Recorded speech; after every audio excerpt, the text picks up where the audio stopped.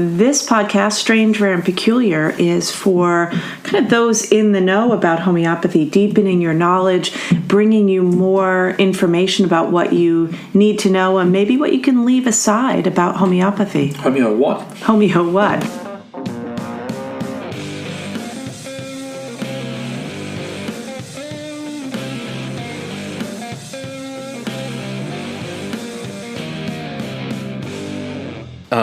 Good evening, good morning, and Hello. good afternoon. And hello, this is the BBC. You have your BBC voice on, don't you? I do have my kind of mid-Atlantic BBC voice. I like it. Welcome, podcast people. I almost couldn't say that. Podcast people. Podcast people. What are we doing today? We're going to talk about James Compton Burnett. I like it. Hello. My man. Yeah. Burly, with a big beard. Yes. Burly with a big beard. What does that mean? What does burly mean? What do you mean, what does it mean? Well, answer the question. Like, big and hairy? I don't know.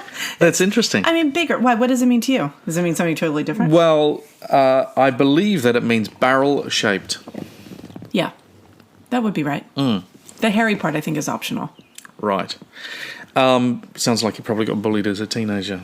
I don't know. You think? Burnett? Well, burly, like a barrel, don't you think? Some people like that. Well, he was a pretty extraordinary homeopath. He was indeed.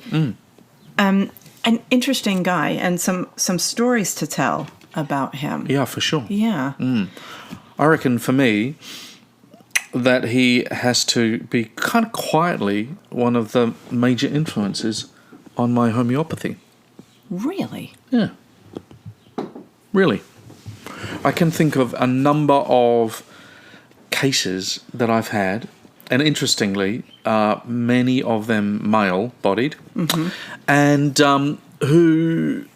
whose cases lend themselves not to the 2-hour conversation, Right. but lend themselves to I've got a problem with my prostrate. Yeah. And suddenly you're looking around for, what do I do with cases with not much information? Or what do you do when it comes to situations where you've got one or two clear characteristic symptoms? And of course it's, you've got a couple of options. Are you going to guess and go for a broader picture? Are you going to... Like your Berberis case, that you didn't start with Berberis. Like that case. Have I told you that case before? Well, you obviously know about it, but do other folks? I don't know. Can I tell you about this Australian homeopath, naturopath called Michael Blanche? I've never heard of him. I think he lived in Sydney for a while, but anyway, ended up in Perth, and is a pillar of the natural medicine community in West Australia. And I was giving a seminar, a 3-day seminar in Perth once, and I started off in the morning, did my introduction, used my voice, got the group together all humming, and then I turned on the video to do my first case. And it's a case of a guy, and he's a lovely young man. He looked, the case looked as if he was 35 years old, and he went da da da da da da da da da. I'm 23. Oh wow! And he looked a decade older than he was. Now his symptom was pain, and he was experiencing a whole lot of abdominal pain that turned out to be pain that extended from here. Flank. Right. They can't see you. Yeah. Just to be clear, this is audio only, so okay. I'll translate. Alastair That's why we should be on left video. Hand, and he just slapped himself in the back, around the flank. Around the flank. And the pain extended to there. Came around to his belly button. Just below the belly button. And I was doing my finest, Kentian case taking. Oh boy, hour and a half. How does that make you feel, sir? Exactly. Tell me about your mother. Exactly. The whole shebang. And you put on the whole show. And this guy was withholding, and he did not want to talk to me about his clear challenges and protections and because it's not all of the obstacles. He's got a pain and the projections and the deflections. Please. He was a highly skilled operator. And I was going to get to the heart of the matter. Right, because Anyway, Michael Blanche, back to Michael, he said, he just put his hand up and says, it's a Berberus case. yeah. And I was literally 7 minutes into 3 hours of material, which ended in, it's a Berberus case. Yeah. Thank you, Michael. And because I went down Thuja, Lachesis. Well, we got to unpack this for a minute. Well, because exactly. Folks who have come into homeopathy through the land of practical prescribing would say, it's a Berberus case. You people that are, very happy to be armchair psychologists and English majors with these cases sometimes miss a very You forgot about philosophers. And philosophers. Natural philosophers. Yes, natural philosophers. Well, Hahnemann would have been in the category of the natural philosophers, but For us polymaths. yeah, right. You got a job to get done. I often say this to the students in clinic. It's like, okay, we've got to get this job done, and we don't have a month to do it. What needs to be cured? Yeah.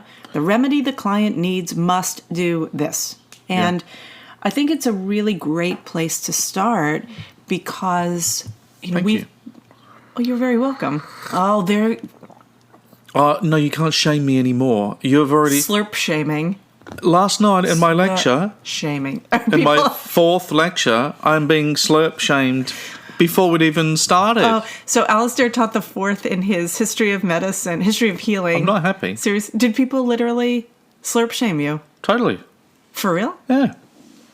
Good on you.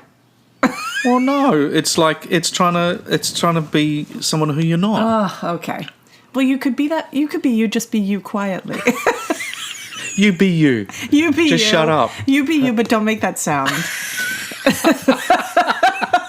Okay, anyway, so I love this topic because there really has been in the evolution of homeopathy this sort of Kantian enterprise that has resulted in mystical experiences that don't take care of people's Oh, that's pain. not true. Hang on, stop. No, that's overcooking I it. can Kent with the best of them. I love You a can good... Kent? You're turning Kent into a verb? Into a verb, yeah. We haven't done the Kenton is weird podcast, have we? No, we have I not. taught it in my hysteria lecture. No. Well, we can do that. We could do a little bit of that anyway, but because the contribution that Kent would have you can't turn him into a weird guy. I'm not. But you don't think that the legitimate the rectal applicator falls No, in that's that for another category? lecture. That's for okay. The dilator and applicator that Kent invented. No, but to cut the rose that you don't want off the bush doesn't fix the rose. Or bad analogy. enough. The diseased rose does not help the plant Right. when you snip it off and make it go away. So what we're coming to here is that the nuanced way to approach a case is important because some cases are well served by looking at the explicit symptom picture and doing a Burnett, right? Another verb. Some cases, right, the verb to Burnett, some cases do well to take that larger perspective and consider the simple language. In other words, the story that the uncompensated narrator tells. Yeah. And then there are times when a case needs to be approached with a really strong understanding of Hahnemann's chronic disease theory. Mm-hmm. And one of the things about Burnett that is so amazing, and we'll talk about who he is and where he fits into the history of homeopathy in a minute, but one of the things that I think he had on his side was a more uncomplicated, often acute presenting drama on his hands that he was able to solve. Or said another way, Burnett's way of approaching a case is super helpful when you have a constricted totality. Wow. Right? In other words, okay, so you're going down that route. You hit at minute 9 the heart of the matter. Right. So the cases are not all the same. not all the same. Yeah. And sometimes, Folks, you got to learn that. You've got to have multiple tools in your toolbox because to approach every case from a Burnett perspective leaves the potential for suppression, especially if you're missing the input of chronic disease. But what's interesting is that Burnett doesn't negate that understanding, and I have a case of his that I want to use as an example. But first, let's just talk about who he is. Burnett, the man. The man. The man. Can I talk about his daughter first? Because he was totally outshone by his daughter. Go on. Ivy. Ivy wrote bodice rippers in the early years of the 1900s. I didn't know this. Yeah, she wrote heaps and heaps of novels, all sort of, all hot and heavy and corset ripping. This? Because I made it my business. Things, right? I make it my business to learn about what would be. We would call it Mills and Boon books. Do you know that? No. It's the publisher of bodice rippers. Okay. And bodice rippers is that genre of literature, which is where Ken meets Barbie, probably. We had Harlequin Romance. Damn. Yeah. And I actually remember Harlequin Romance, and I remember getting one of them out of the school library when I was in primary school. Were you... I went to a small Catholic school, right? Were you terrified to get caught? No, nobody said a word. I just checked it out. All right. It looked good. I mean, it was like one of the many storybooks that was there. I wonder if that was a mistake. That it was there? Yeah. Wow. So you got into that genre of literature early. This is true. Right. But now as I say it, no, I'm certain that it's true. I'm certain it's true. Your memory is hilarious. I know. It is. Anyway, but go on. Let's talk about that. That's one of his daughters. He had 13 kids. But before all of that, he's Englishman, and not so much known about his early years. I think like many folks that have been partially covered by a biography. Yeah. When there's a biography written by perhaps a physician, not a biographer. It's like he was a master anatomist, and that's almost the first thing you learn. Yeah. But not a lot is known about his early years. He ended up in med school, but late. He was born in 1840. Right? 1840, died in 1901. Although I saw once that the date was 1900. Anyway, he died in a hotel in London. Really? Yeah. Oh, right. He was... I think that's probably where he stayed when he was in London. Right, because he was a workaholic. Where he was a really wealthy, busy doctor. Yeah. And but the interesting thing for me is that he didn't go to med school at 18. He went to med school, I think, I'm going to say 25. And he then took his time and ended up in Vienna. Very like Hahnemann. Mm-hmm. So while Hahnemann was not burly with a beard, Hahnemann was a physician that ended up in Vienna for a while and had 13 kids. Right. But Hahnemann, he was in Vienna when he was very young. He was in Vienna en route to Transylvania. So 19, that would have been, he was 19 years old. Yeah. He ended up in Transylvania in 1777. 19, yeah. Yeah. So he... Yeah. So anyway, that's it. I think there's a gap, big fat gap.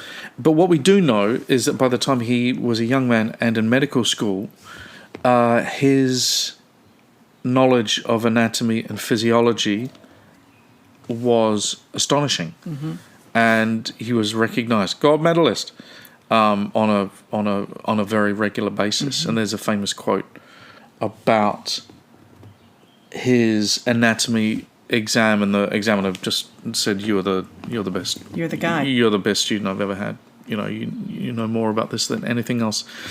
Which would influence the way that he saw medicine and disease. Well, you think about it. So now you start talking, because what you're teaching me and everybody else is that so he's 1865, Civil War here, and in the UK, or that side of European dramas going on, but what we know is science is on the move. On the rise.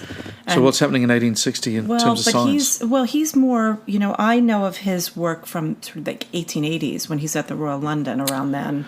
Well, before then, he spent time in the Royal Glasgow Hospital. Yeah. He's was influenced by a couple of important homeopaths, Drysdale being the bigger one, so a British homeopath, and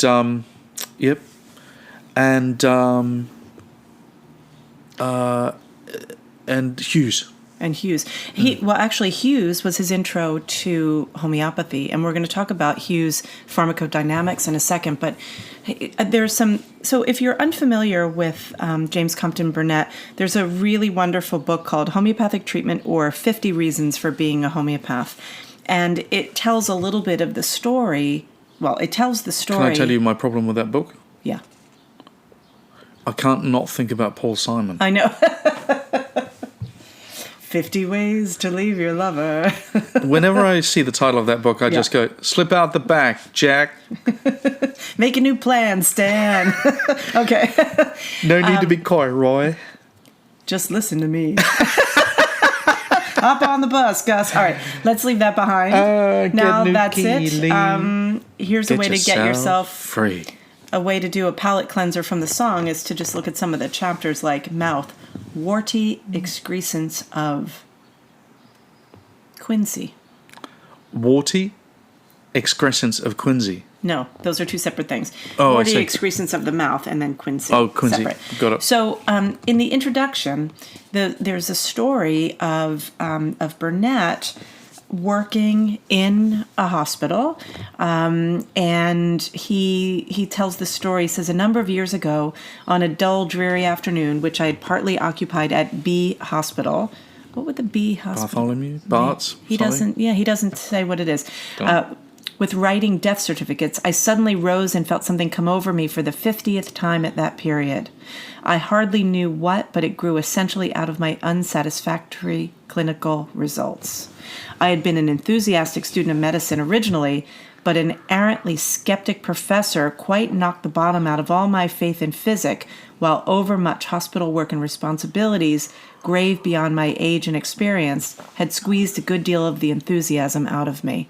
I love that because it speaks so much to the experience that so many of the doctors and medical professionals that we know who come to homeopathy say, I was idealistic, I was enthusiastic, smart and driven and really want to help people. And then they get into the grind of medical practice and they see that some of the outcomes that they can get are less stellar than they would have hoped for. Now, what I see as being really different between Burnett's experience and the experience of a contemporary medical professional is that Burnett was dealing with the inability to deal with acute conditions, right? Right. And he tells his conversion stories around aconite and fever in a children's ward. I would argue that that's something that medicine has mostly gotten a handle on. Right? I mean, it's true, actually. Isn't it? Right. But chronic issues are now what the problem is, and that is, and I think that's what when we talk about how well homeopathy has held up over the centuries, over 2.25 centuries. It's I always go back to Hahnemann with the idea that homeopathy is based on not just natural law, but universal law, which doesn't change. But the world changes, and human beings change, and our patterns of disease change, and medicine changes. And I would argue that the capacity to deal with acute infectious diseases and problems we've done a really good job with emergency medicine, with repairs and so forth. We meaning? The world in general, the medical, the advanced medical systems in general. Yeah. And now the problem lies in the chronic realm. Totally. Right? So when I read Burnett, while I find his work to be really, really helpful, And I have an example of a case of mine that I tried to solve through a Burnett way, and I wound up finding a remedy that actually suited the entire chronic picture. But I think we have to come at it with an understanding around totality once again, right? So, but I think for folks who have come into homeopathy through the sort of DIY, practical homeopathy idea of, home prescribing, and the idea that it has to be solved in a polypharmacy way. In other words, with multiple remedies. Burnett really takes you away from that because he's totally, yeah. right. He's a very, he's very much a single remedy prescriber. Anywho, so he tells his story about how he's, an idealistic young doctor, and he's writing death certificates. He's not solving this problem. And then he goes on to tell furthermore in the story, he's got a friend from the Royal Infirmary, and they're having dinner, and he tells this friend that he's ready to up and go and become a farmer in America to lead a wholesome and natural life. And the friend says... Yeah. And the friend says, no, don't do that. Study homeopathy first. Don't give up on medicine. I have a way that you can probably make this work. And so he gets a copy of Hugh's Pharmacodynamics, which we're going to talk about. But that was his entree into homeopathy, which for many was an entree, for many medical doctors of the time.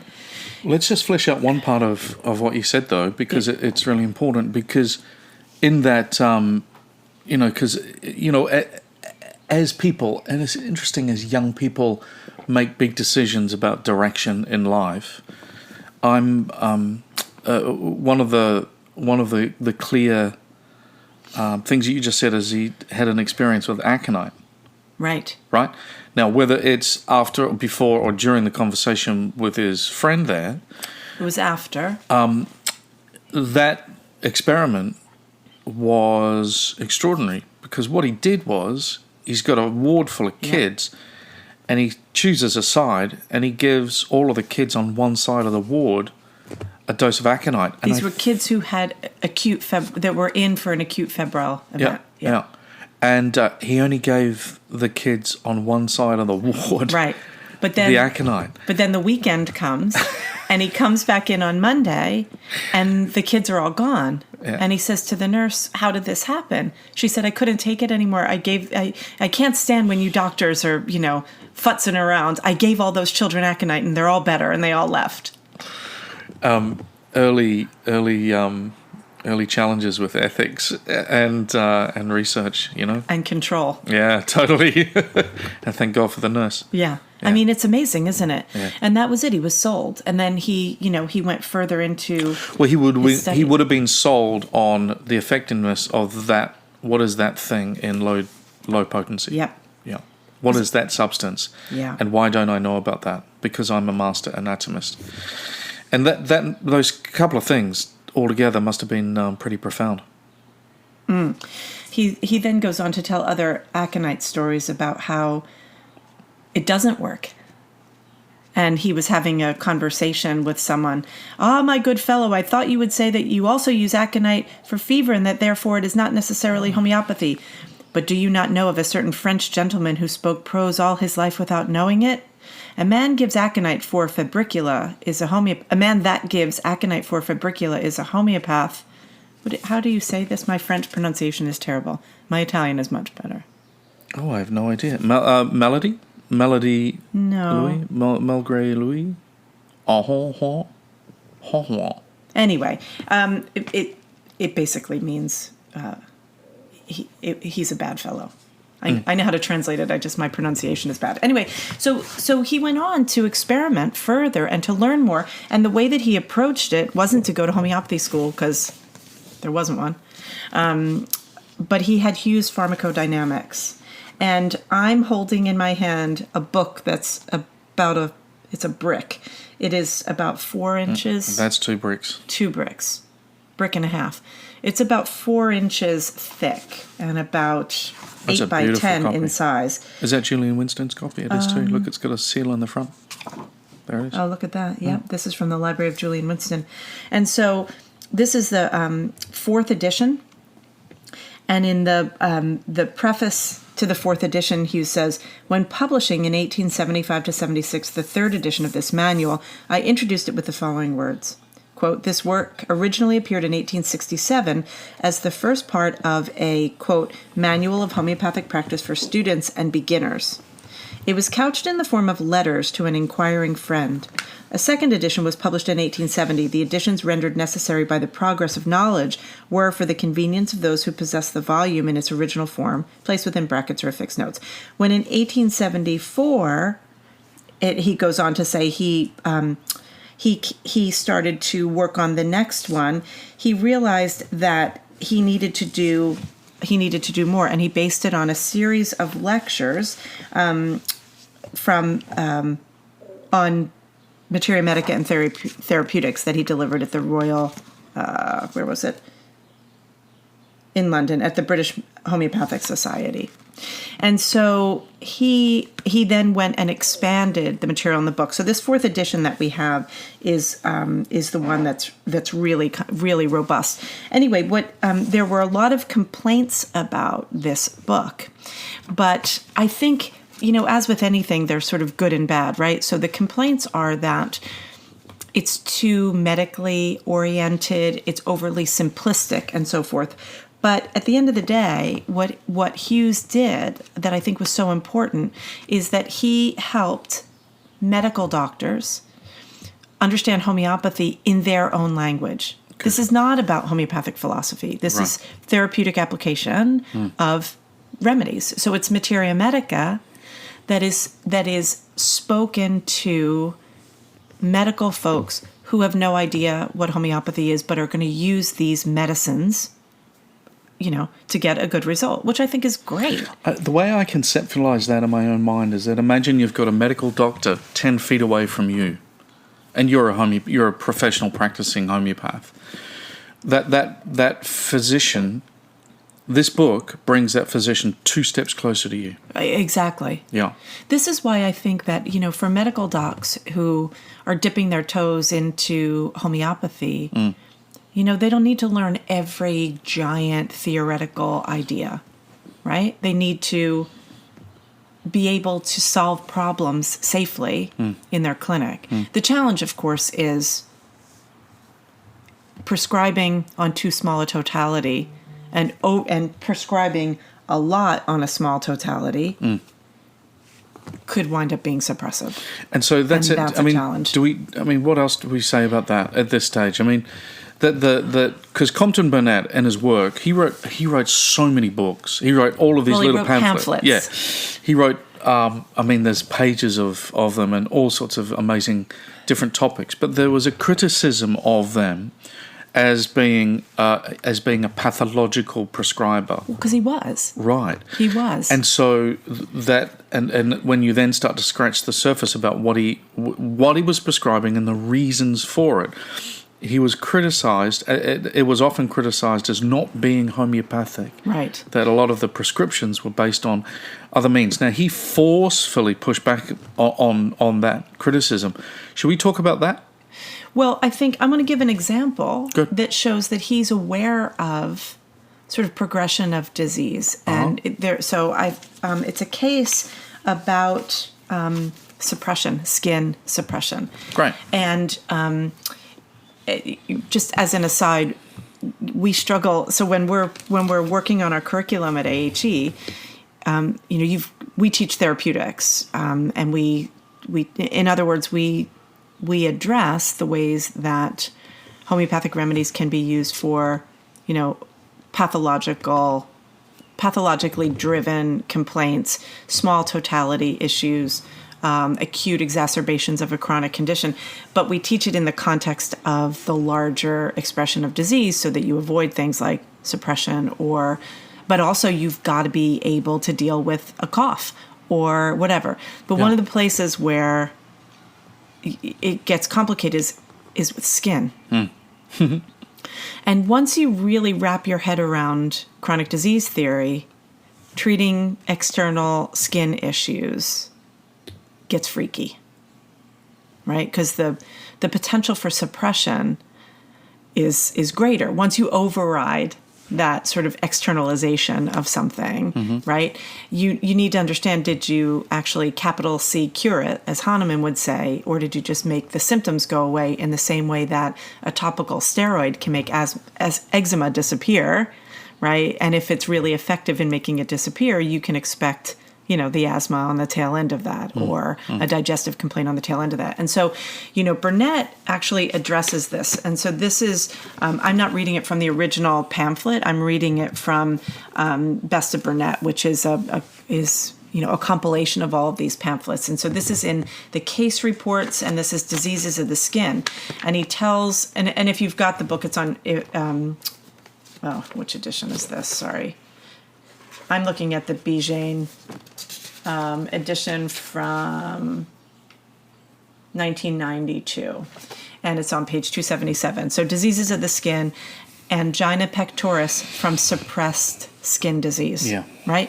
And he tells this great story. I mean, I think the other thing about Burnett is that he tells his cases as stories, which I love. I love to read his cases. I was called to the house of a gentleman of well-to-do proportions in the year of 1898. Yeah. So this one is a young lady who was only a little over 30 years of age and has had angina attacks, or what he calls breast pang, for years. And he examines her. He finds that there's no organic lesion to the heart, no functional derangement. And he says, why should this, young lady be having this problem? And he says, I can't give you a remedy until I understand the whole picture. Take me through your whole life. Tell me your entire medical history. And he gets to the point where she is about to get, she's getting to the end of her teens and was preparing to come out. So she's going to have her coming out ball. But she's got skin cracks in her, on her arms, in the bends of her arms that were quite unsightly. And so she sees a doctor called Erasmus Wilson, and he gave her an ointment which, you guessed it, cured her skin. And the patient came out socially, made a hit right off, and got married in due course. She was very grateful to Erasmus Wilson for curing her arms, for otherwise, how could I have appeared in short sleeves? Oh, dear. But we hear this all the time. Oh, my God. The amount of times. Fix my blah, blah, blah. Yeah. Right? Yeah. Because it's unsightly. I mean, I get it. As a person who has had eczema on her face, right? And swollen eyes for a time, I know. And, Yeah. Anyway, he says, so she was able to appear in short sleeves, but there soon followed dyspepsia, flatulence, dyspnea, palpitation, and finally the before-described attacks of angina pectoris, written to threaten her life. Moreover, she had borne one dead child. As I have already said, there was no discoverable cardiac lesion, and from the lady's health history, I gathered that this cure of her skin, though to me the one important point, was of no casual importance. See, that's really interesting, because to listen to all of those symptoms, right, we would go, oh, there's a cardiac issue. Right. But he's listening to the heart, Yep. And there's no organic challenge. Good. No, he says, I gave my opinion that her skin disease had never really been cured, only driven in by Wilson's ointment, and that her angina was in reality its internal expression or metastases. No one believed it, however.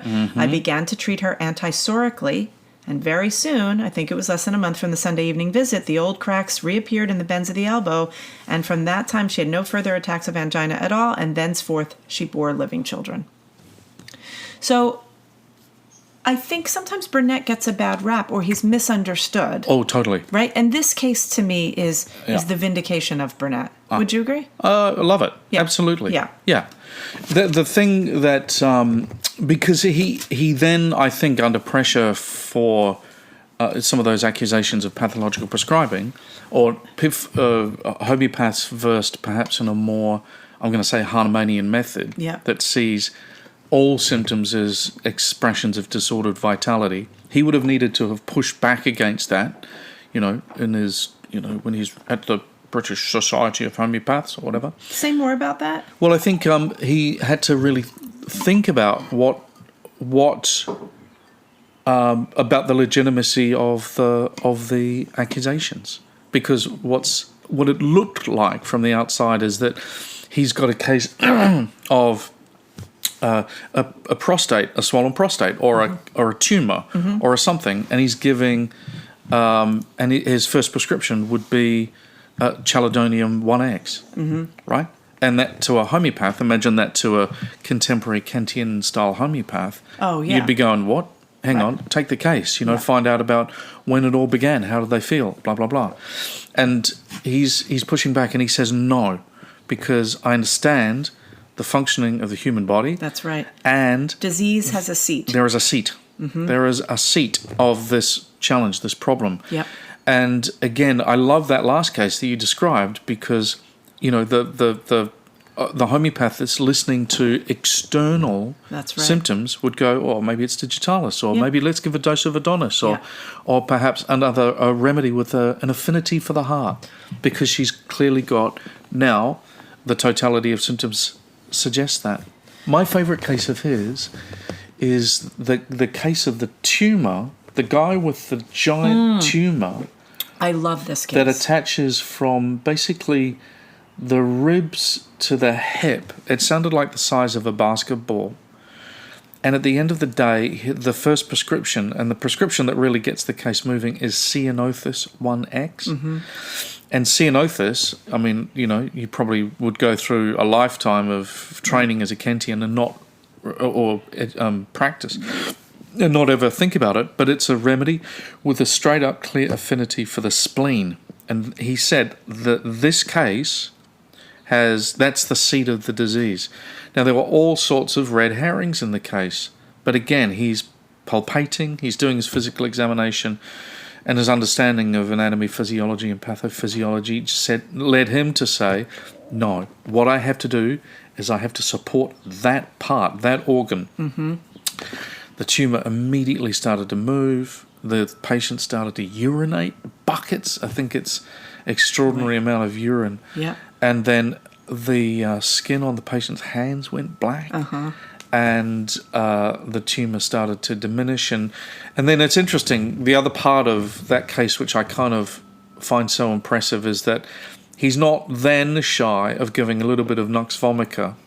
Now, not in addition to, usually single remedies, or in alternation at times, but not 2 or 3 or 10 or 50 at the same time. And it doesn't always explain why, but there are some nuances to his prescribing. And then and resolution, of kind of pathologies that we would look at, or that I look at and go, oh, wow. Right. Are you kidding? It's amazing. And it's, it's funny. And there's a similar case that Kent talks about in Graphites. I believe it's in his lectures on Graphites. I don't have it in front of me, but he talks about seizures. And it kind of reminds me. Well, anyway, he's talking about how people tend to think about the treatment of seizures based on the presentation of the seizure. In other words, sort of how the movements are, whatever, and often will give too small a totality prescription. And I believe this case, I hope I'm not speaking out of school here, but that Graphites as a much larger totality remedy was more appropriate. And if it wasn't Graphites, it was something else. Anyway, but Kent, and it's funny because we often will talk, Kent becomes a boogeyman in some of the conversations because he represents a trend that people took and ran with and created this sort of big spiritualization of homeopathy that took us away from sort of the attachment or the accomplishment of solving pathological processes in an organized and realistic way. But in reality, when you read Kent's cases, he was doing that. He was his cases are incongruous with what people think of him. His lectures on philosophy. Exactly. No, I totally agree. I don't know about... I think the lectures on philosophy are sort of a broadening, an attempt to broaden the thinking, and of course remembering his eclectic, his coming to homeopathy as an eclectic physician. And then, of course, his 6 toes. That... We're not going to go there. We'll save that for another day. Right. But I think it's important. No, I totally agree with you. I've always felt, hang on, when I read his cases, and they're easy, lesser writings, minor writings, you're going, hang on, this sounds like really, really impressive homeopathy with an appropriate totality of characteristic symptoms determining the remedy choice. It's not all, what we would describe today as Oprah psychologizing. Right, the spiritual. Yeah, but that's the reputation. I remember being in France once at, I was at the Boron factory and having lunch with a bunch of folks, and they say we just cannot get our heads around this spiritualized BS, and that's the reputation of Kantian homeopathy gone on steroids. I mean, and if you think about it, if we sort of, maybe we separate, well, I was going to say separate the man from the madness, but Kent has his, I have such mixed feelings about Kent. It's really obvious. Let's not talk about Kent today. I want to talk about James Compton Burnett because he also said something else. And because if we've landed at a place which is, this guy was deeply impressed. He ran a massive two practices, one in London and one in the south. I think he settled in Surrey or something. Hence the hotel situation. Yeah, it might have been. And he earned a lot. I think, there's estimations about how wealthy he was. Yeah. He was a member of the Cooper Club. Yeah. So he would get together and probably smoke a cigar or two with Cooper and Skinner and Clark. And what else about him? The other thing which I find really impressive about him is that in addition to this idea of the seat of disease, he developed an idea which he articulated really well, which was what he described as the range of disease. And that's an interesting one because the only way I can articulate it is an example, and there's probably heaps. But he said, if you've got a case of someone with tuberculosis and they're presenting in this way and manifesting with these symptoms and they stop at your door, what are you going to do? You're going to prescribe on the symptoms, the totality of characteristic symptoms, in which case you might give like pulsatilla as Berningshausen got for his tuberculosis, or you might give phosphorus because you've got a narrow chest and but he says more of a phosphorus constitutional prescription, right? But he says phosphorus has a range of action, and the range of action of phosphorus means that you can get rid of the externalized symptoms that represent the disease, but can phosphorus kill the bug? Right? Now that's the other part of this, which it goes back to your... It's interesting, right? Because by the time there's recognition of the bug and the disease or the connection to an etiological process, right, then you have to ask different questions. But this is why, Burnett, like each of these people and where they appear in the historical timeline of the evolution of homeopathy and medicine and chemistry and the equipment, laboratory and diagnostic equipment and so forth, it influences them. You can't extract a person from their time, right? The zeitgeist is going to inform. No, exactly. So Burnett comes at this funny odd time, right? Organopathy, right? That's where he often gets put into that bucket. Would you say, is it appropriate to put him in the organopathic bucket? Well, as long as you're saying that he would have been supporting the organ of the seat of disease, if that's what organopathy was, then yes, but what it is now, no. No, exactly, because, right, so most people doing organopathy, as I see it, have no understanding of basic anatomy and physiology and pathophysiology. Well, and also... so therefore it's, even forget that, because let's just say... Those people who might be listening would say, no, I know what I'm doing. I took that weekend course. So, I'm going to leave that judgment aside. Yeah. But what I would say is when you look at the way that Burnett approached a problem, like the spleen case, for example, you don't just go for the organ and hit it with the hammer. Is it the appropriate organ? I mean, just think of it really simplistically like the endocrine system. People give out endocrine SAR codes like they're candy, and how can you be sure that you are not disrupting the feedback loop of the endocrine system, right? Where if all of these, if this is all working in harmony, you can't just hit it with a hammer and expect that you're just going to put something back into place, right? I completely agree. And Burnett didn't do that, and this is, and I would argue Kent didn't do it either. But what Burnett did was use nosodes. So Burnett's other contribution was to this point about the bug, because every now and again you'll look at a case that he had, and I gave this and this and this, and then I finished the case off with a dose of basilinum, right? Yeah. Which I'm not sure is.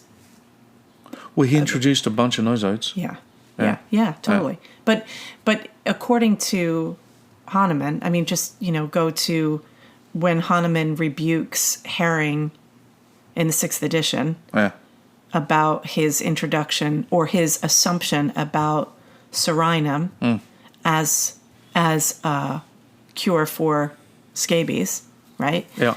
And by extension, the itch diatheses. That's what I mean. I wonder if that's a little different, though, being, like the nosode for the chronic disease. Well, I must admit, fair enough. I didn't explain what I was. Maybe I'll just add a little bit, and that is that he brought in morbillinum, Serinum, basilinum. Wait, you're saying Serinum, CI, not yeah, right. And not to be confused with Serinum. I think an early influenzainum as well. Yeah. Actually, and it's more on those. He would have used those in situations as people, and he did. I believe he used those in situations at the end of the treatment. And 1, 2, I mean, doses, and that's it. Yeah, and sometimes, I mean, we do that sometimes, right? And now we get into something that's probably not good podcast material for sort of how and when certain things seem to work in today's times, given the various interventions that are in play. But you were saying something about the nosodes, Burnett, and the range of action. That's the range of action. That's the other really impressive thing that I found about it, because, there's a couple of examples he gives, and one of them is, if I'm right, he gives an example of a case of where he gives belladonna, and he says belladonna met the totality of symptoms, but it didn't cure the case. And to me, when I read that for the first time, I went, but hang on, Misha said to me that if you listen to the externalized signs and symptoms of the totality of symptoms, you'll be fine. Yeah. And I thought, probably, and actually these days I would say most of the time, except for where I'm missing my science. Well, and that's where I think some of those doctors with their lab reports. Yeah, sometimes, totally. I mean, I think that's a limited interpretation of Lippi, I think. Oh, right. Because even though Lippi talks about the signs and symptoms as being all you need, he said it from his position as a medical doctor teaching in a medical school that was doing all of the medical things. And he was fighting against pathology as the problem. This is what when I was trying to remember, right? So you've brought up a really good point, and I think it's something I think we've sort of addressed it before, but maybe we'll bring it up again, this idea of the action of remedies, because I talk about this a lot in my sort of contextualizing homeopathy lectures, we talked about this recently, about the changes in the introduction of remedies, going from plants to minerals and so on and so forth, and how each kingdom you've got to ask different questions in terms of, action, intention, and so forth. But in Burnett's time and what was happening in the medical establishments where he was working, he's around the time of Bach. Some people call him Bach, the flower essence guy, and the Patersons and the bowel nosodes. This is around the time where the overlap of medicine in its sort of pathologically driven discoveries and its bioreductionism was happening at the same time. So you've got the idea of auto-inoculation happening. You've got the early vaccination, discoveries, all of the questions around disease products and disease matter, right? So Burnett used it in a very particular way as a targeted way to finish off a job. And that's got misinterpreted, because now I hear people say, well, you use the nosode to finish the case to remove the miasmatic influence or taint or whatever. But that's not what you're saying. What you're saying is he was using it in a very targeted way to ostensibly kill the bug, right? Now, deal with the acute miasm. Right. But one could argue that in the same way that the Patersons, for example, so the Patersons are the folks that took over the research on the bowel nosodes at the Royal London Homeopathic Hospital after Batch left to go into the woods and sit in the dew, which I love his story, but that's a story for another day. So the Patersons continued on with their investigations. I think they did something like 40,000 experiments on, auto-inoculation and extracting poop. Yeah, all from the poop. But they also conceded, actually it might have been Batch who conceded, that a good homeopathic remedy has the capacity to do the same thing that a bowel nosode does, which is to basically change in their language, they're talking about the lactobacilli, right? But if it's really hard, because you have to pick a lane. Are you going to talk about something in a bioreductionistic way? Or are you going to talk about something in sort of a more global homeopathic way? Or are you going to be able to pull from both sides of that to have the conversation? Because you can give a remedy that fixes, a digestive or allergic problem over time, but there was an attempt to shortcut it because everything was about, well, the bacteria can solve the problem. Right. Do you know what I'm saying? I know exactly what you're saying, and that's why I love Burnett, because I just think he stands right in the middle. He really does. Yeah, and his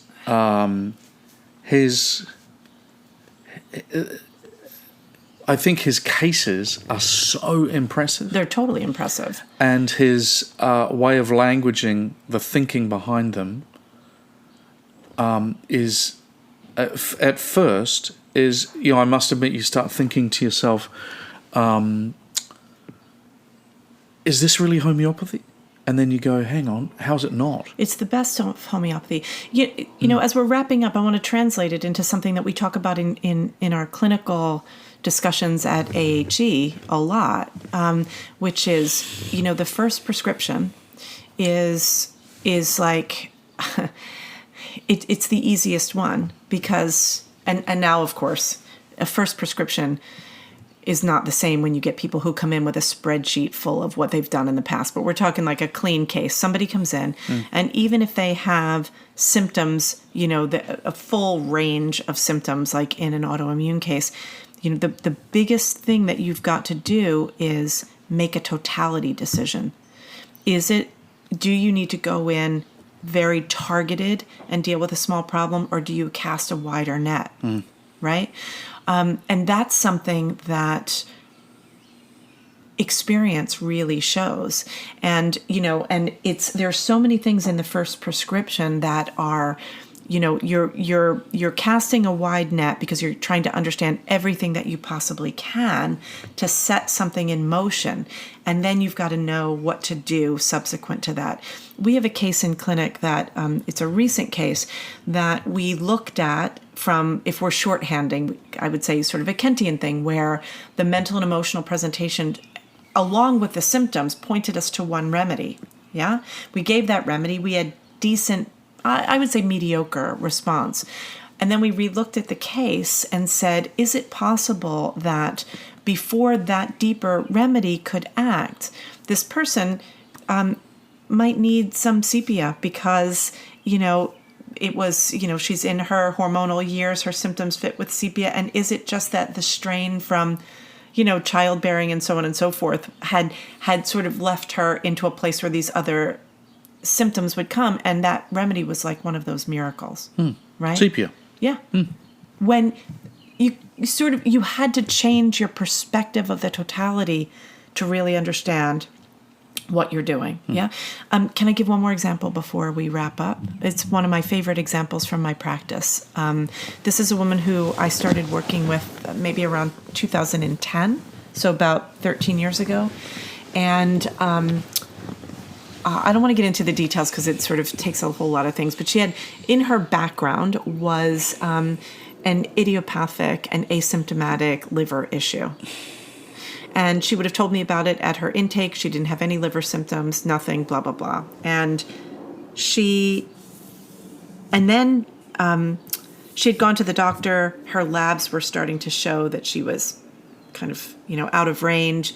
She became concerned about her liver. So I did a deep dive into Burnett, looking at how should I approach this, and wanting to really understand sort of liver pathology in the best way that I could. And so Burnett was where, was my first stop. Anyway, what I landed on through Burnett was natrum sulph, but it also, in retrospect, fit her case so beautifully and was a profound increase in health that I realized from both perspectives. It fit both the large totality perspective, it fit the chronic miasmatic perspective, it also fit the organ-specific perspective, right? So it's like having all those tools and not being rigid about how we approach a case is a big takeaway, right? And another big takeaway is, for the history nerds, which is we make shorthanded assumptions about some of these authors, some of these influencers over the course of, the centuries in homeopathy. And I think sometimes we look at them in a way that doesn't do justice to all that they brought. Well, I have to say, firstly, I love the idea of calling some 19th century homeopaths influences. As I was saying that, it made me laugh on the inside. I like it. Yeah. But I also, and in saying that, there's also the reality that people change their mind. True. And that as, that what you write as a 30-year-old is not what you write as a 50-year-old, which is definitely not what you write as a 70-year-old. Heck yeah. And so there's that as well. But for me, I love the fact that we just, this opens up the world of smaller remedies. Oh, totally. And smaller remedies, targeted, affinity-based off most of the time. Yep. And a great range of options. Which then points to, it's like a full circle thing in terms of really being able to be successful as a homeopath. The job is about case management, right? Because a small remedy doesn't solve but a small problem. The larger totality will have to be dealt with at a certain point. I guess the small remedy can solve the problem at hand, but, Hahnemann says, the best time to give the chronic is after the acute, right? Love it. This was fun. I just settled in and it's 57 minutes. And you haven't slurped in 20 minutes. Oh. You know what we're going to have to do this weekend? What's that? Deal with all the squash. We have a squash situation over here. We have had squash with almost every meal for the last week. Shredded, spiralized, put in a muffin, caramelized into a pasta sauce, frittered. We got zucchinis up the wazoo. Uh-huh. Hope everybody's having a great summer or winter if you're in the southern hemisphere. Yeah. We're going on a staycation. Are we going to do a podcast? Of course. Okay. Oh, and you know what? And just I was interviewed by my friend, the wonderful homeopath Lise Battaglia. I used to say, Lise, if you're listening, I used to say your name wrong until I heard you say it. I said Battaglia, but the G is silent. Anyway, Lise interviewed me, was it just yesterday, day before? And we had a really fun conversation, and it's going to come up as a special drop here on Strange, Rare, and Peculiar, and it'll show up in a few other places. So nice. Yeah. So that's something fun. All right. That's it. That's what we got for today. Take care, folks. See ya. Bye. AHE is changing the face of homeopathy education by raising the bar through rigorous academics and unparalleled clinical training delivered live through the soulful use of cutting-edge technology. AHE prepares its students to become fully rounded homeopathic practitioners from anywhere in the world. Apply today at ahe.online.